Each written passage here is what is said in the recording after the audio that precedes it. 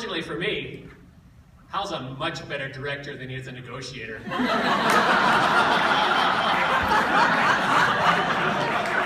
that is the true story of how he came to work for Juno Lyric Opera. Now, the first show we ever did was The Mikado. Hal had done it down here for the Gilbert Sullivan people before, and I was desperate. I needed someone to direct this show for us, especially because I had never produced a show, ever. So, notwithstanding that, we got Hal on board, and I thought, geez, I'm not really sure what a producer does. So I said, hey, Hal's been teaching theater for all of one millennium and part of another, and I should just ask him. He was so great. He looked at it as a teaching opportunity. He said, John, I'm the director. That means I'm the creative genius. And I'm going to have all these ideas and sets and costumes and extra cast and props and special effects.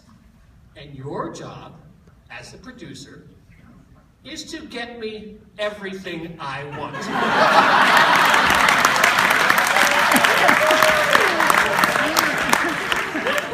It took me approximately 3 dozen budgets before I realized that's not how it works.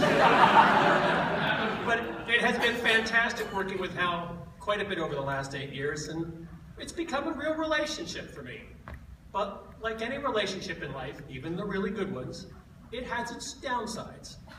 And one of them is that, unlike just about every other person in this room, I get to live with Hal.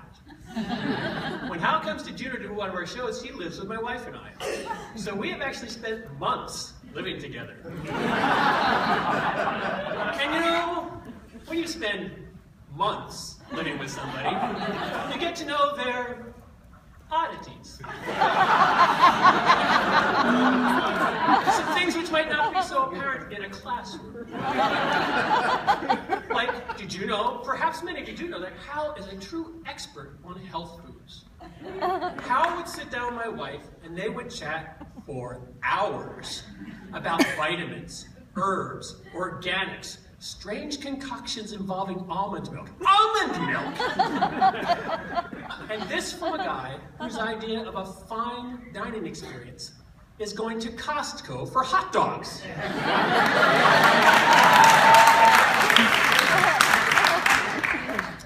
Another thing you might know, because you're all downtown and